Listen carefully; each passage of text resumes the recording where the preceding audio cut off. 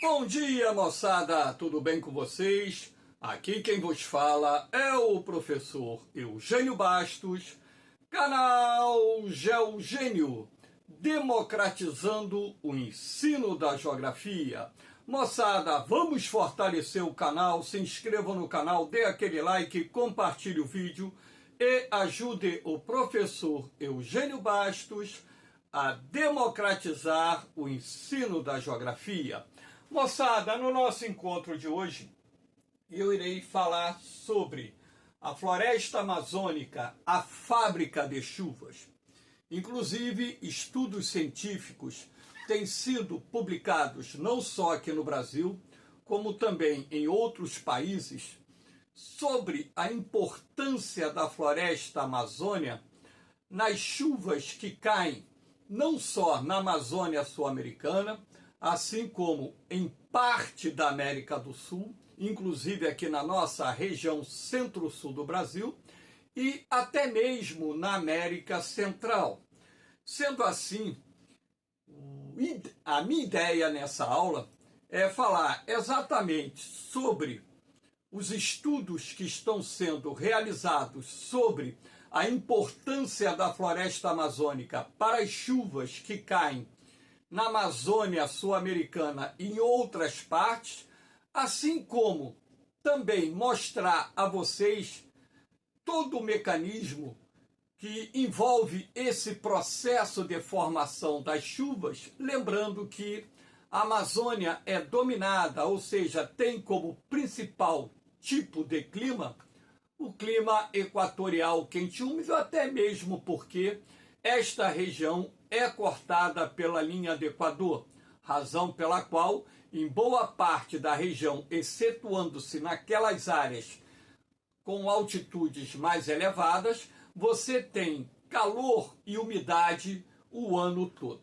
Então, nada melhor do que, para iniciar o nosso encontro, mostrar essa imagem de uma nuvem entrando em precipitação, ou seja, uma nuvem registrando o ponto de saturação que dá início ao processo de formação de uma chuva, e aqui nós temos essa parte representando a cortina de chuva que, nesse determinado ponto da floresta amazônica, estava ocorrendo no momento em que essa foto foi obtida através de um avião ou de um helicóptero.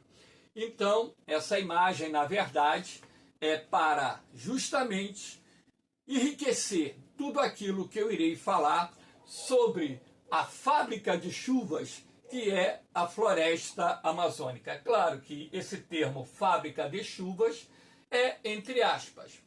Então, para que vocês possam melhor compreender e entender o papel da floresta amazônica nas chuvas que caem na região, vamos ver isso aqui, ó. A Amazônia possui cerca de 400 bilhões de árvores. Claro que isso é uma estimativa.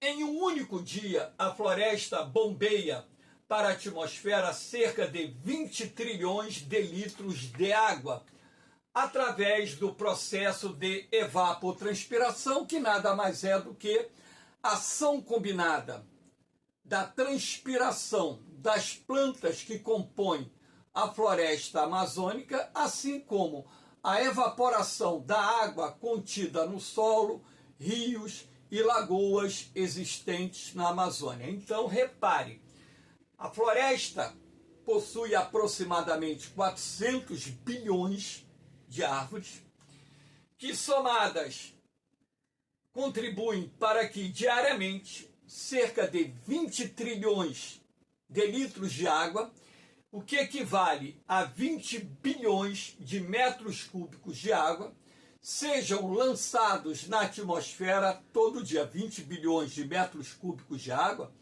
é algo surreal, ou seja, um volume de água gigantesco.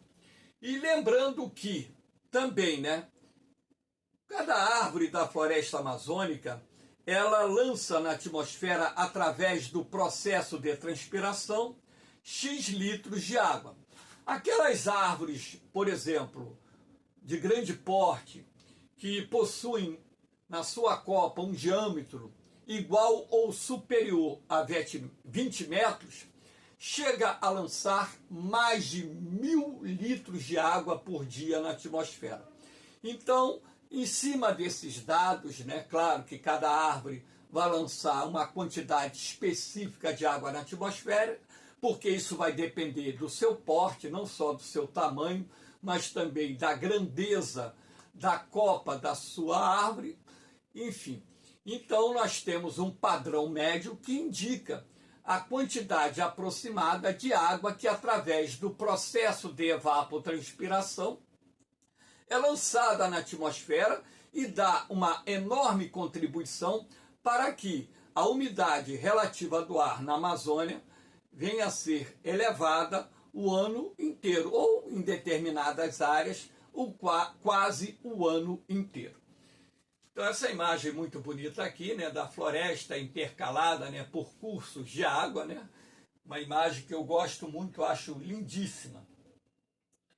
Aqui nós temos, né, essa imagem, esse desenho, para que vocês possam entender que as chuvas na Amazônia não derivam única e exclusivamente do processo de evapotranspiração. Lembrando que calor e umidade combinados são elementos fundamentais para a formação de nuvens de chuva e, consequentemente, a ocorrência de precipitações.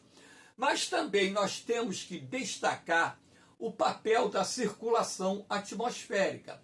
Então, aqui nós temos um desenho do nosso planeta, mostrando aqui, basicamente, o hemisfério ocidental, com o sistema de circulação da atmosfera.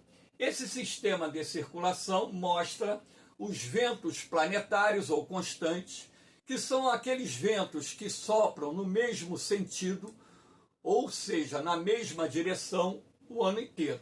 Então, eu destaco dentro desse contexto, para que vocês possam entender também o porquê de tanta chuva na Amazônia, o papel exercido pelos ventos alísios. Ventos alísios são ventos que sopram das imediações dos trópicos de Capricórnio, no hemisfério sul, e de Câncer, no hemisfério norte, em direção à linha do Equador. Então, essas setas vermelhas aqui indicam a ocorrência dos ventos alísios. E se vocês perceberem, na medida em que esses ventos se aproximam da zona equatorial, eles fazem uma ligeira curva e passam a soprar de leste para oeste. Quando eles partem dos trópicos, por exemplo, aqui no hemisfério sul, do trópico de Capricórnio em direção à linha do Equador, você vai ter os ventos alísios de sudeste. Aqui no hemisfério norte, quando esses ventos sopram das imediações do trópico de Câncer em direção à linha do Equador, nós teremos os ventos alísios de nordeste. Então, esses ventos, quando se encontram, ou seja, se convergem nas imediações da linha do Equador, eles passam a soprar de leste para oeste. Qual é a importância disso? Em primeiro lugar, os ventos alísios são ventos quentes e úmidos. Em segundo lugar, a partir do momento que eles passam a soprar de leste para oeste, e aqui você tem o Oceano Atlântico cortado pela linha do Equador, apresentando temperatura da água acima de 27, 28, 29, 30 graus, você pode pressupor que a evaporação da superfície do mar é muito grande. Então, essa intensa evaporação das águas oceânicas superficiais irão contribuir para o aumento da umidade do ar, para a formação de nuvens de chuva, e como você tem uma área de convergência, cria-se as condições atmosféricas ideais para a formação de instabilidade atmosférica, que, por sua vez, será responsável pelas chuvas torrenciais que caem na Amazônia, assim como em outras partes do mundo, em regiões localizadas e cortadas pela linha do Equador. Então, Esse sistema de circulação atmosférica é muito importante, né? Para que vocês entendam o papel dos ventos alísios para a formação da zona de convergência intertropical, que por sua vez dará origem a instabilidades atmosféricas, como você pode observar com clareza nessa imagem de satélite, do satélite GOES, que é um satélite meteorológico. Então, quanto mais avermelhada e quanto mais rosa a cor se encontrar, indica-se ali nuvens de grande crescimento vertical, que nós chamamos de cúmulos nimbus, e essas nuvens são responsáveis pelas chuvas fortes que são acompanhadas de rajadas de vento e descargas elétricas, as chamadas chuvas convectivas, que aqui na região centro-sul do Brasil, normalmente são chamadas de chuvas de verão. Então aqui você tem a linha do Equador, repare aqui no Oceano Atlântico, né? A ZECIT, a zona de convergência intertropical, repare que ela está atuando no dia em que essa imagem foi obtida também aqui na parte setentrional do Nordeste e adentrando aqui na Amazônia Oriental.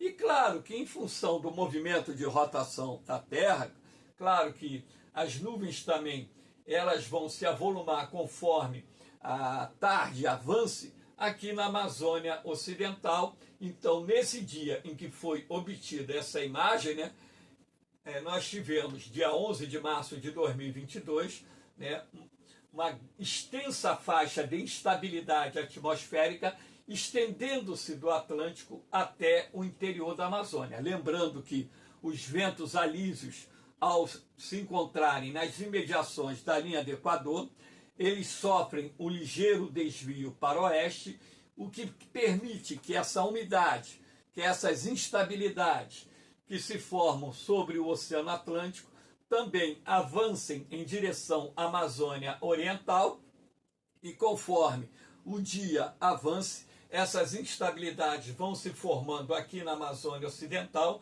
até os contrafortes da Cordilheira dos Andes. Então, nós temos aí também o papel da ZECIT sendo importante em parte das chuvas, para que vocês tenham a ideia verdadeira de que as chuvas na Amazônia não derivam única e exclusivamente do processo de evapotranspiração. De acordo com estudos realizados por cientistas, o processo de evapotranspiração responde por aproximadamente 50% de toda a umidade do ar existente na Amazônia. Aqui nós temos, para que vocês possam também compreender aquilo que eu acabei de falar, né? Duas imagens da América do Sul, desenho muito bem elaborado pelo autor, né? Aqui nós temos essa imagem que mostra o verão austral. Austral significa sul, né? Meridional. Então você pode perceber que esse corredor de umidade procedente do Oceano Atlântico, ele se intensifica no verão do hemisfério sul, né? Através dos rios aéreos ou rios voadores que adentram aqui na Amazônia, né? Repare que ao se encontrarem, né, com os contrafortes da Cordilheira dos Andes, lembrando que a Cordilheira dos Andes tem cristas com altitudes acima de 4, 5 mil metros, formando uma barreira orográfica que impede a transposição dessas nuvens para o lado do Oceano Pacífico, ou parte dessas nuvens, fazendo com que haja um desvio dos ventos em direção ao centro-sul do Brasil.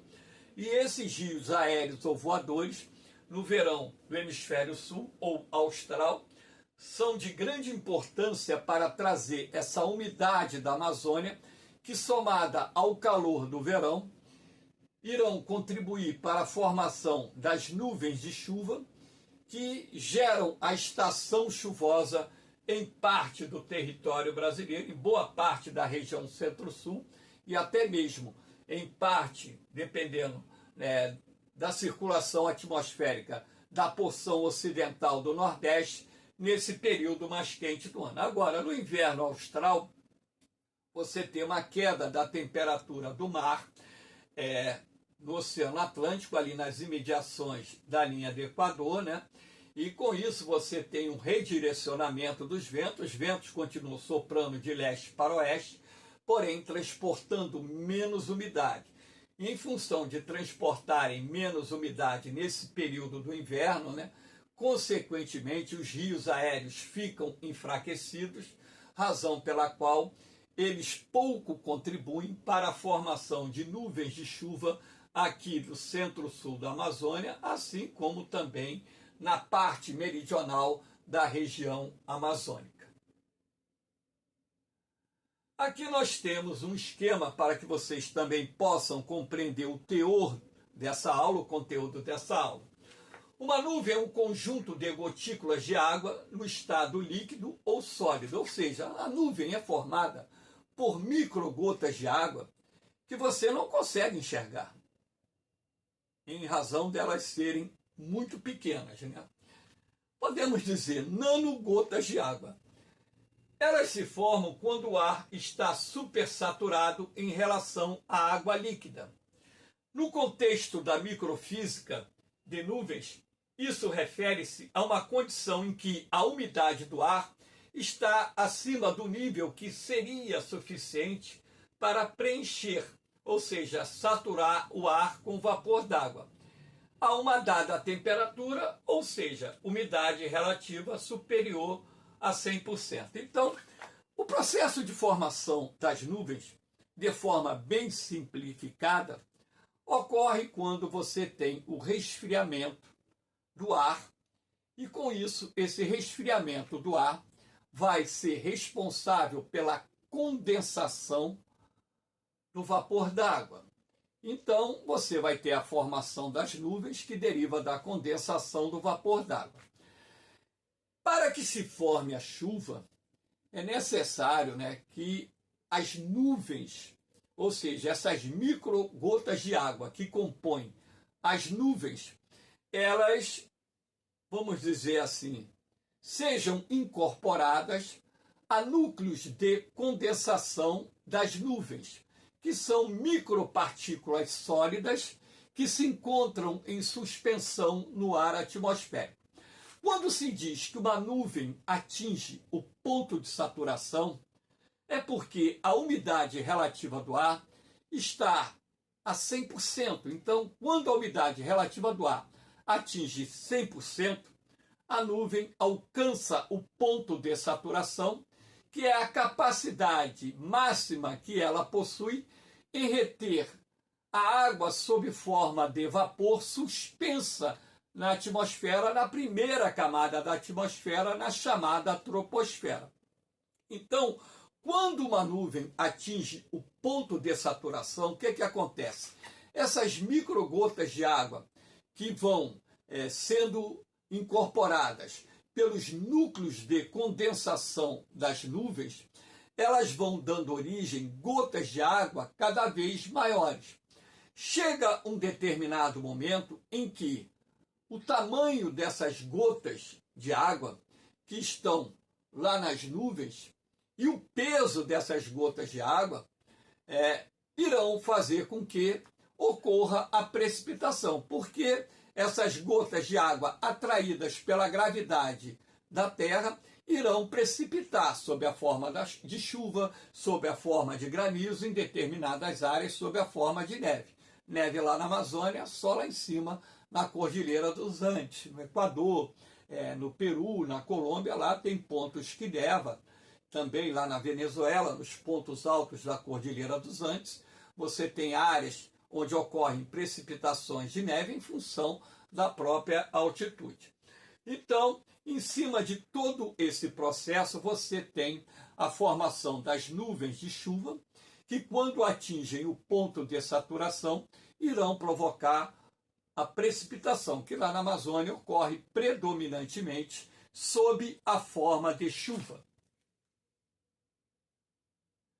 Aqui nós temos, durante e após a chuva, as concentrações de núcleos de condensação de nuvens, NCNS, diretamente acima do dócil florestal, ou seja, do topo das árvores, são superiores às encontradas em altitudes mais altas, indicando que esses aerosóis se formam dentro da própria floresta.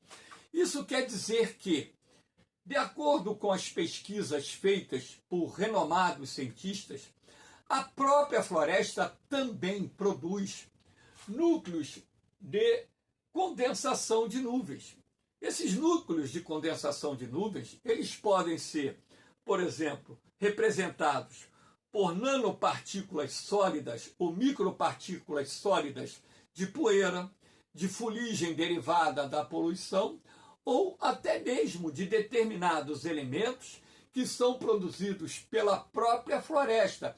Então, isso fez com que parte da comunidade científica, aquela que está pesquisando o papel da floresta no processo de reciclagem das nuvens e, consequentemente, das chuvas na Amazônia, entendessem que também a floresta contribui para a formação dos núcleos de condensação das nuvens, desempenhando assim um papel importante para a reciclagem dessas nuvens e o surgimento de novas nuvens e, consequentemente, também a ocorrência de precipitações que se alongam por toda a Amazônia brasileira e sul-americana durante uma determinada época do ano.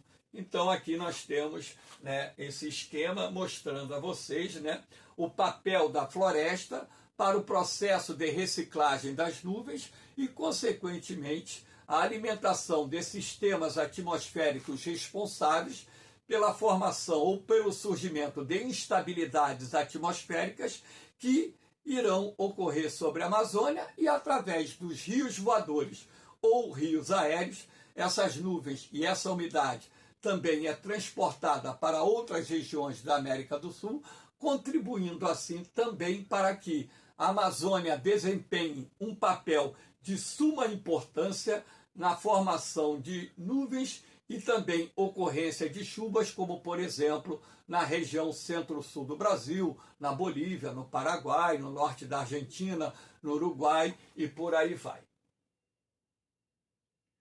Aqui nós temos a reciclagem da precipitação na Amazônia, se refere ao processo pelo qual a umidade retorna para a atmosfera através da evapotranspiração. Aquilo que eu disse, né?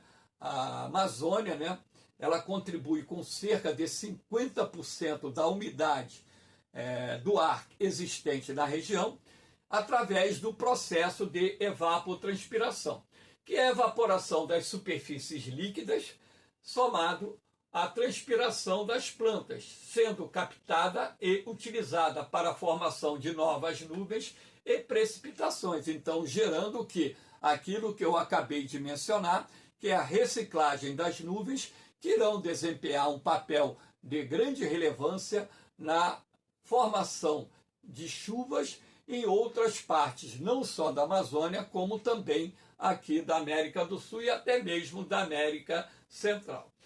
Então aqui você tem, né, o esquema mostrando a chuva sobre a floresta, drenagem para os rios, ou seja, o solo saturado de água, através do escoamento superficial, parte dessa água vai parar nos rios e lagoas da região, parte dessa água vai infiltrar e vai alimentar os lençóis freáticos, os aquíferos existentes na região. Parte da água da chuva é reciclada pelas árvores, que extração de água subterrânea das raízes, ou seja, essa reciclagem começa pela própria extração, né, subterrânea da água pelas raízes das plantas que compõem a floresta amazônica e através da transpiração dessas plantas, parte dessa água precipitada retorna à atmosfera sob a forma de vapor. Evaporação e efeito de resfriamento, né, da temperatura do ar. Então aqui esse esquema, né, mostra o vapor da água procedente dos oceanos através dos rios voadores ou rios aéreos que adentram pela Amazônia Oriental em direção à Amazônia Ocidental, criando, né, sistemas de nuvens, instabilidades atmosféricas que são responsáveis por parte das chuvas que caem na região amazônica. Aqui nós temos essa imagem da Terra, muito bonita, né? Essa imagem da administração, né, atmosférica, oceânica nacional, o NOAA, que é o principal instituto de previsão de tempo, né, lá dos Estados Unidos. Essa imagem que eu acho lindíssima, né? Eu coloquei essas setas amarelas, né, para mostrar a vocês aqui os rios voadores, né? A direção, né, desses rios voadores através dos ventos de leste para oeste. Aqui o desvio desses ventos em direção ao centro-sul do Brasil e também em direção ao Uruguai e Argentina. E esses rios voadores desempenhando um papel de grande relevância na formação de instabilidades atmosféricas, né? Então a ideia aqui foi mostrar a vocês o percurso realizado pelos rios voadores ou rios aéreos dentro do contexto, né, da aula que está sendo apresentada. Já tem aulas falando sobre o papel dos rios voadores, né, nas chuvas não só da Amazônia como do Brasil. Aqui nós temos, né, essa imagem de uma área desmatada da Amazônia, lembrando que a Amazônia perde milhares de quilômetros quadrados todos os anos, né? E a principal causa do desmatamento é a expansão das fronteiras agrícolas, e, em segundo lugar, a extração madeireira. O desmatamento na Amazônia pode reduzir em 70% as chuvas, são estudos realizados por renomados cientistas, e elevar a temperatura do ar em até 7 graus, com impactos que não se restringem à região, mas também ao centro-sul do Brasil e até mesmo à porção ocidental da região Nordeste, com forte impacto no agronegócio e aos valiosos ecossistemas. Então, a partir do momento que você tem, né, a elevação gradual da temperatura, que deriva não só do aquecimento global que está ocorrendo em escala planetária, por isso que se chama aquecimento global, mas você tem um impacto maior do desmatamento no que diz respeito à elevação da temperatura na Amazônia. Estudos já comprovaram que nas áreas desmatadas a temperatura do ar subiu em até 7 graus e a umidade relativa do ar caiu em até 70%. Agora imagine vocês, na medida em que o desmatamento vai avançando, a floresta vai recuando e você altera todo um processo de evapotranspiração, que responde por aproximadamente 50% de toda a umidade do ar. A partir do momento em que o desmatamento contribui direta e indiretamente para a elevação da temperatura, você terá mudanças climáticas que não ficarão restritas à escala regional, se estendendo também à escala internacional, à escala mundial, não só aqui na América do Sul, mas em outras partes do mundo. E você tem, através da elevação da temperatura e queda da umidade do ar, o impacto no quantitativo de chuvas. Então, a tendência, a partir do momento que o ar fique mais quente e menos úmido, é que ocorra uma redução do percentual de chuvas. Isso faz com que os períodos secos se alonguem, se tornem mais frequentes e também tenham uma duração cada vez maior. Ora, a partir do momento que você tem uma elevação da temperatura, que vai gerar isso aqui, ó, ondas de calor que estão se tornando mais frequentes no território brasileiro, assim como em outras partes do mundo, ondas de calor mais frequentes, mais demoradas, com recordes de temperatura sendo batidos quase todos os anos, ora, você terá um forte impacto nos diferentes ecossistemas existentes aqui na América do Sul, terá um forte impacto na sociedade, principalmente as pessoas mais idosas são mais vulneráveis a essas ondas de calor, lembrando que aqui na América do Sul a maioria das famílias são pobres, muitas não têm ar-condicionado em casa, então a mortalidade principalmente das pessoas idosas irá aumentar em função, e já está aumentando em função dessas ondas de calor. E você também tem um impacto nos ecossistemas, não só pela mudança dos padrões de temperatura, assim como também pelas mudanças no quantitativo de precipitações de chuvas que vem caindo em diferentes regiões, não só aqui da América do Sul, como também em outras partes do mundo. Então, as ondas de calor estão se tornando mais frequentes, mais fortes e duradouras, com enormes impactos sociais, ambientais e econômicos. Os impactos econômicos envolvem, a queda de produtividade no agronegócio, a perda de safras em função de calor excessivo, em função também de secas prolongadas, enfim, com prejuízos econômicos também na parte da hidrologia, porque a partir do momento que você tem menor quantitativo de chuvas, ora, qual é a tendência dos rios?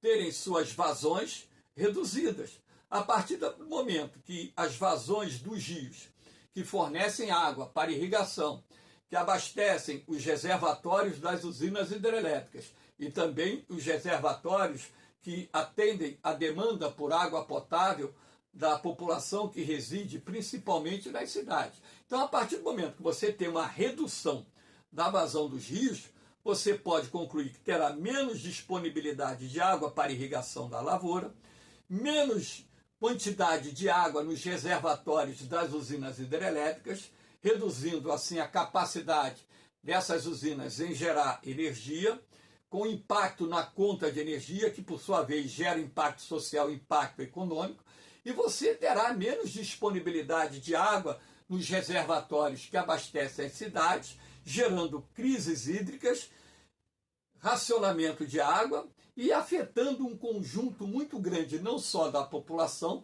mas também das atividades produtivas, por exemplo, das indústrias que demandam também por água e que passam a ter menor disponibilidade de água para atender suas necessidades que estão direta e indiretamente envolvidas no processo da produção industrial.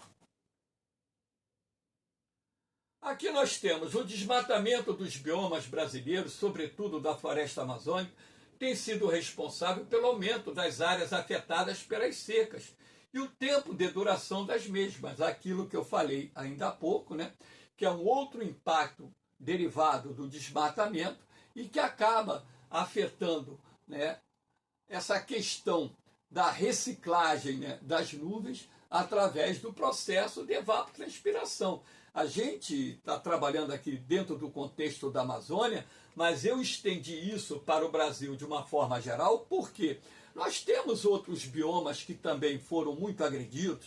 A Mata Atlântica, que perdeu aproximadamente 93% da sua cobertura florestal, a Mata das Araucárias ou Mata dos Pinhais, que perdeu aproximadamente 95% da sua cobertura vegetal, o próprio Cerrado, que em função do agronegócio já perdeu mais de 50% da sua cobertura original. Enfim, na medida em que outros ecossistemas também vão sendo destruídos em razão do avanço do desmatamento, sobretudo vinculado à expansão das fronteiras agrícolas, nós temos essa problemática se agravando no território nacional, que é justamente períodos secos cada vez mais longos, com temperaturas cada vez mais elevadas, afetando não só a sociedade como um todo, mas também causando grandes prejuízos ao agronegócio, também causando prejuízos aos ecossistemas, enfim. Moçada, espero que vocês tenham gostado do nosso encontro. Dê aquela forcinha ao canal de Eugênio, compartilhe o vídeo, se inscreva aí no canal, dê aquele like, ajude o professor Eugênio Bastos a democratizar o ensino da geografia. Moçada, não está sendo fácil, tá? Esforço muito grande para gravar essa aula hoje. Minha esposa está no CTI, está no final da vida. Ela tem uma doença incurável, esclerose lateral amiotrófica. O meu psicológico está no pior momento possível, mas eu procurei aqui, através dessa aula, fazer o melhor para que vocês pudessem entender o tema da aula, a importância da preservação das florestas, recuperação de áreas degradadas, para que nós possamos obter novamente um equilíbrio, pelo menos, se não total, parcial, das condições climáticas, das condições naturais, para que então a nossa sociedade possa continuar existindo nesse planeta. É preciso que nós tenhamos uma consciência ambiental profunda. Eu, como professor de geografia, tenho a obrigação de ser ambientalista e sou ambientalista, não poderia ser diferente. E eu procuro levar o conhecimento através dessas aulas gravadas numa estrutura bem simples, àqueles que estão se preparando para concursos militares, vestibulares, concursos públicos. E a única coisa que eu peço em troca é que ajude a fazer com que esse canal cresça. Através da sua inscrição no canal, se inscreva aí no canal, através do like, que é muito importante para que o YouTube entenda que quem assistiu gostou do encontro e dê acesso a outras pessoas. Enfim, eu estou fazendo o melhor dentro daquilo que eu acredito poder apresentar a vocês, mesmo passando o pior momento da minha vida. Essa aula foi gravada no dia 1º de dezembro de 2024. No mais, moçada, um beijão no coração de vocês, um forte abraço, fiquem com Deus, eu vou, mas eu volto, hein? Fui!